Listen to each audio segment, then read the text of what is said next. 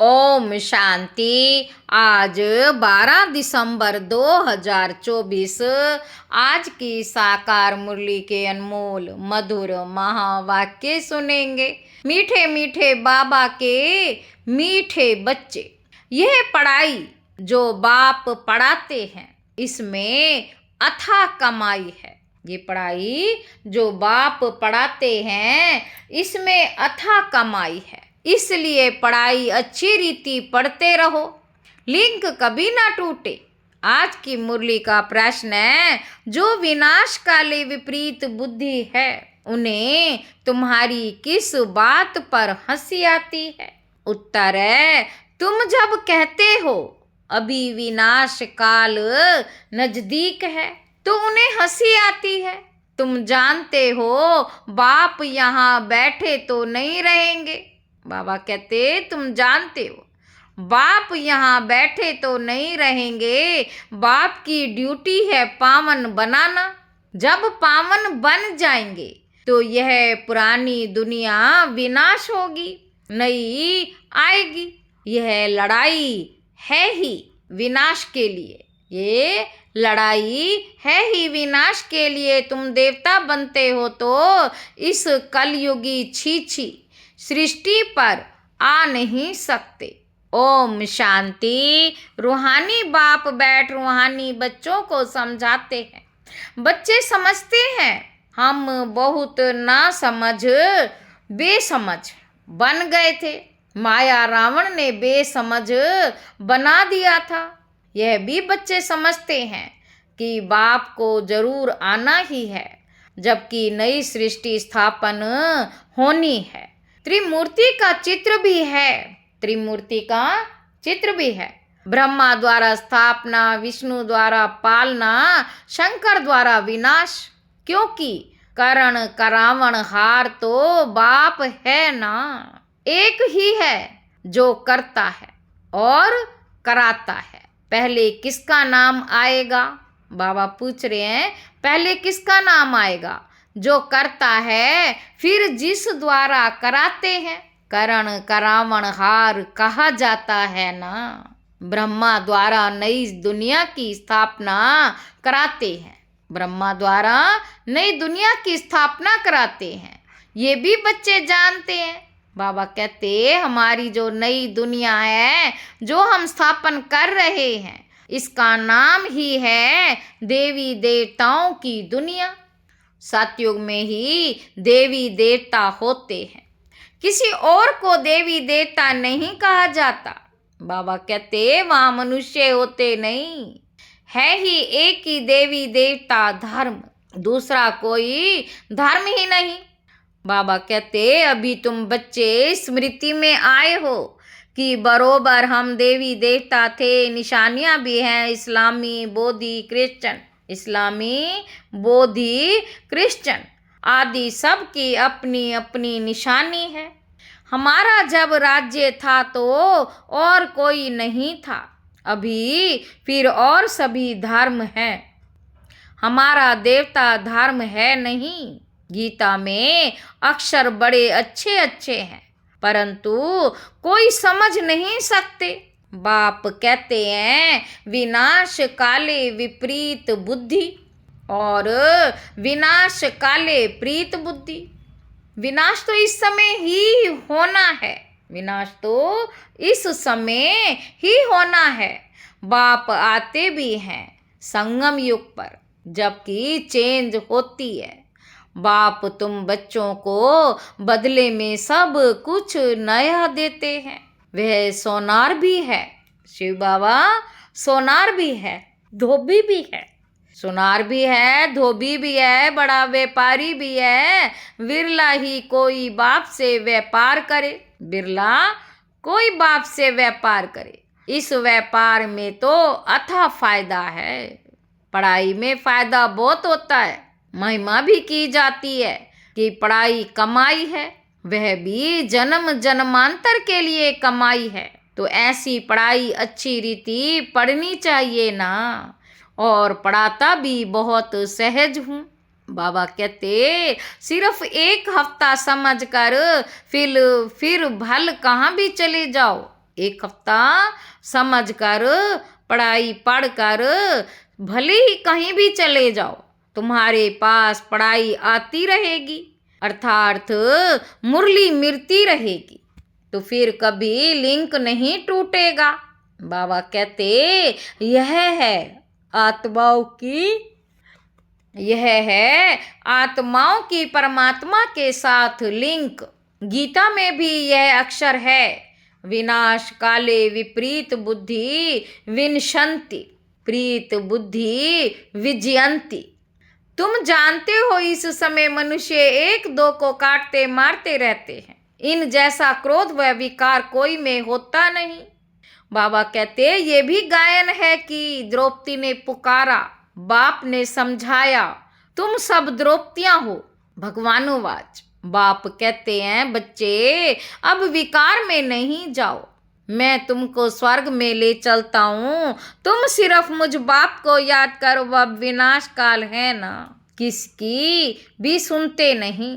अब विनाश काल है ना, किसी की सुनते भी नहीं, लड़ते ही रहते हैं, कितना उनको कहते हैं शांत रहो, परंतु शांत रहते नहीं। अपने बच्चों आदि से बिछुड़कर लड़ाई के मैदान में जाते हैं, कितने मनुष्य मरते ही रहते हैं, मनुष्य की कोई वैल्यू नहीं। अगर वैल्यू है, महिमा है तो इन देवी देवताओं की। अभी तुम यह बनने का पुरुषार्थ कर रहे हो, तुम्हारी महिमा वास्तव में इन देवताओं से भी जास्ती है। तुमको अभी बाप पढ़ा रहे हैं, कितनी ऊंच पढ़ाई है। पढ़ने वाले बहुत जन्मों के अंत में बिल्कुल ही तमो प्रधान है, मैं तो सदैव सतो प्रधान ही हूँ। बाबा कहते पढ़ने वाले बहुत जन्मों के अंत में बिल्कुल ही तमो प्रधान है, मैं तो सदैव सतो प्रधान हूँ। बाप कहते हैं मैं तुम बच्चों का ओबीडियंट सर्वेंट बनकर आया हूँ, विचार करो हम कितने छी बन गए हैं। बाप ही हमको वाह वाह बनाते, भगवान बैठ मनुष्यों को पढ़ाकर कितना ऊंच बनाते हैं। बाप खुद कहते मैं बहुत जन्मों के अंत में तुम सबको सतमो प्रधान से सतो प्रधान बनाने आया हूँ, तुम सबको तमो प्रधान से सतो प्रधान बनाने आया हूँ, अभी तुमको पढ़ा रहा हूँ। बाप कहते मैंने तुमको स्वर्गवासी बनाया, फिर तुम नरकवासी कैसे बने, किसने बनाया। गायन भी है, विनाश काले विपरीत बुद्धि विनशंति, प्रीत बुद्धि विजयंती।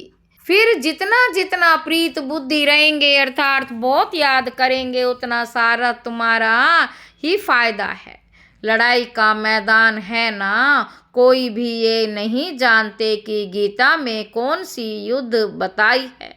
उन्होंने तो फिर कौरवों और पांडवों की यह युद्ध दिखाई है, कौरवों और पांडवों की युद्ध दिखाई है। कौरव संप्रदाय पांडव संप्रदाय भी है, परंतु युद्ध तो कोई है नहीं। पांडव उनको कहा जाता जो बाप को जानते, बाप से प्रीत बुद्धि है। कौरव उनको कहा जाता जो बाप से विपरीत बुद्धि है। अक्षर तो बहुत अच्छे अच्छे समझने लायक हैं। बाबा कहते अभी है संगम युग, तुम बच्चे जानते हो नई दुनिया की स्थापना हो रही है, बुद्धि से काम लेना है। अभी दुनिया कितनी बड़ी है, सतयुग में कितने थोड़े मनुष्य होंगे, छोटा झाड़ होगा ना, वह झाड़ फिर बड़ा होता है। मनुष्य सृष्टि रूपी ये उल्टा झाड़ कैसे है, ये भी कोई समझते नहीं। इनको कल्प वृक्ष कहा जाता है। वृक्ष का नॉलेज भी चाहिए ना, और वृक्षों का नॉलेज तो बहुत बहुत इजी है, झट बता देंगे। इस वृक्ष का नॉलेज भी ऐसा इजी है, परंतु यह है ह्यूमन वृक्ष। मनुष्यों को अपने वृक्ष का पता ही नहीं पड़ता है। कहते भी हैं गॉड इज क्रिएटर, तो जरूर चैतन्य है ना। बाप सत्य है, चैतन्य है, ज्ञान का सागर है। उनमें कौन सा ज्ञान है ये भी कोई नहीं समझते। बाप ही बीज रूप चैतन्य है, उनसे ही सारी रचना होती है। तो बाप बैठ समझाते हैं मनुष्यों को अपने झाड़ का पता नहीं।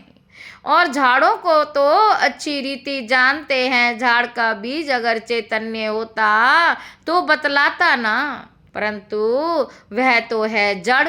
तो अब तुम बच्चे ही रचता और रचना के राज को जानते हो। यह सत्य है, चैतन्य है, ज्ञान का सागर है। चैतन्य में तो बातचीत कर सकते हैं ना। मनुष्यों का तन सबसे ऊंच अमूल्य गाया गया है। मनुष्य का तन सबसे ऊंच अमूल्य गाया गया है। इनका मूल्य कथन नहीं कर सकते, इनका मूल्य कथन नहीं कर सकते। बाप आकर आत्माओं को समझाते हैं, तुम रूप भी हो, बसंत भी हो। बाप है ज्ञान का सागर, उनसे तुमको रत्न मिलते हैं। ये ज्ञान रत्न है, जिन रत्नों से वे रत्न भी तुमको ढेर मिल जाते। लक्ष्मी नारायण के पास देखो कितने रत्न हैं। हीरे ज्वारों के महलों में रहते हैं। नाम है ही स्वर्ग, जिनके तुम मालिक बनने वाले हो। कोई गरीब को अचानक बड़ी लॉटरी मिलती तो पागल हो जाते हैं ना। बाप भी कहते तुमको विश्व की बादशाही मिलती है तो माया कितना ओपोजिशन करती है। तुमको आगे चल पता पड़ेगा कि माया कितने अच्छे अच्छे बच्चों को भी हप कर लेती है, एकदम खा लेती है। तुमने सर्प को देखा है, मेंढक को कैसे पकड़ता है, जैसे गज को ग्रह हप करते हैं। गज को ग्रह हप करते हैं। सर्प मेंढक को एकदम सारे का सारा हप कर लेता है। माया भी ऐसी है, बच्चों को जीते जी पकड़कर एकदम खत्म कर देती है, जो फिर कभी बाप का नाम भी नहीं लेते। योग बल की ताकत तुम्हारे में बहुत कम है, सारा मदार योग बल पर है। जैसे सर्प मेंढक को हप करता है, तुम बच्चे भी सारी बादशाही को हप करते हो। सारे विश्व की बादशाही तुम सेकंड में ले लेंगे। बाप कितना सहज युक्ति बताते हैं, कोई हथियार आदि नहीं। बाप ज्ञान योग के अस्त्र शस्त्र देते हैं। उन्होंने फिर स्थूल हथियार आदि दे दिए हैं। बाबा कहते तुम बच्चे इस समय कहते हो हम क्या से क्या बन गए थे, जो चाहे सो कहो। हम ऐसे थे जरूर, भल थे तो मनुष्य ही, परंतु गुण और अवगुण तो होते हैं ना।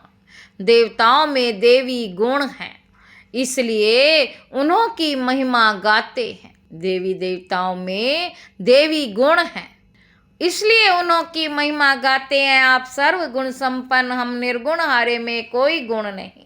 इस समय सारी दुनिया ही निर्गुण है, अर्थात एक भी देवताई गुण नहीं है। बाप जो गुण सिखलाने वाला है उनको ही नहीं जानते, इसलिए कहा जाता विनाश काले विपरीत बुद्धि। अब विनाश तो होना ही है संगम युग पर, जबकि पुरानी दुनिया विनाश होती, नई दुनिया स्थापन होती। इनको कहा जाता है विनाश काल। यह है अंतिम विनाश, फिर आधा कल्प कोई लड़ाई आदि होती नहीं। मनुष्यों को कुछ भी पता नहीं। विनाश काल विपरीत बुद्धि है तो जरूर पुरानी दुनिया का विनाश होगा ना। इस पुरानी दुनिया में कितनी आपदाएं हैं, मरते ही रहते हैं। बाप इस समय की हालात बतलाते हैं। फर्क तो बहुत है ना। आज भारत का ये हाल है, कल भारत का क्या होगा। आज यह, कल तुम कहाँ होंगे तुम जानते हो। पहले नई दुनिया कितनी छोटी थी, वहाँ तो महलों में कितने हीरे जवाहर आदि होते हैं। भक्ति मार्ग में भी तुम्हारा मंदिर कोई कम थोड़े ही होता है। सिर्फ कोई एक सोमनाथ का मंदिर थोड़े ही होगा। कोई एक बनाएगा तो उनको देख और भी बनाएंगे। एक सोमनाथ मंदिर से ही कितना लूटा है, फिर बैठ अपना यादगार बनाया है। तो दीवारों में पत्थर आदि लगाते हैं, इन पत्थरों की क्या वैल्यू होगी। बाबा कहते इतने छोटे से हीरे का भी कितना दाम है। बाबा जोहरी था, एक रति का हीरा होता था 90 रुपया रति। अभी तो उनकी कीमत हजारों रुपया है, मिलते भी नहीं, बहुत वैल्यू बढ़ गई है। इस समय विलायत आदि तरफ धन बहुत है। परंतु सतयुग के आगे ये कुछ भी नहीं। अब बाप कहते विनाश काल विपरीत बुद्धि है। बाबा कहते तुम कहते हो विनाश समीप है, तो मनुष्य हंसते हैं। बाप कहते हैं मैं कितना समय बैठा रहूंगा, मुझे कोई यहाँ मजा आता है क्या? मैं तो ना सुखी ना दुखी, मेरे ऊपर ड्यूटी है पावन बनाने की। तुम ये थे अब ये बन गए हो, फिर तुमको ऐसा ऊंच बनाता हूँ। तुम जानते हो हम फिर वह बनने वाले हैं। अब तुमको ये समझ आई है हम इस देवी घराने के भांति हैं। हम इस देवी घराने के भांति थे। राजाई थी, फिर उसे अपनी राजाई गंवाई और फिर और आने लगे। अब ये चक्र पूरा होता है। अभी तुम समझते हो लाखों वर्ष की तो बात ही नहीं। यह लड़ाई है ही विनाश की। उस तरफ तो बहुत आराम से मरेंगे, कोई तकलीफ नहीं होगी, हॉस्पिटल्स आदि भी नहीं होंगे, कौन बेड सेवा करेंगे और रोएंगे, वहाँ तो ये रस्म ही नहीं। उन्हों की मौत सहज होती है, यहाँ तो दुखी होकर मरते हैं। क्योंकि तुमने सुख बहुत उठाया है तो दुख भी तुमको देखना है। खून की नदी यहाँ ही बहेगी। वह समझते हैं यह लड़ाई फिर शांत हो जाएगी, परंतु शांत तो होनी नहीं है। बाबा कहते शांत तो होनी ही नहीं है। मिरुआ मौत मलूक का शिकार, मिरुआ मौत मलूक का शिकार। तुम देवता बनते हो फिर कलयुगी छीछी सृष्टि पर तुम आ नहीं सकते। गीता में भी है भगवानुवाद। विनाश भी देखो, स्थापना देखो, साक्षात्कार हुआ ना, साक्षात्कार हुआ ना। ये साक्षात्कार सब अंत में होंगे, फलाने फलाने ये बनते। फिर उस समय रोएंगे, बहुत पछताएंगे, सजा खाएंगे, नसीब कूटेंगे, लेकिन क्या कर सकेंगे? यह तो 21 जन्मों की लॉटरी है। स्मृति तो आती है ना, साक्षात्कार बिगर किसी को सजा नहीं मिल सकती। ट्रिब्यूनल बैठती है ना, ट्रिब्यूनल बैठती है ना।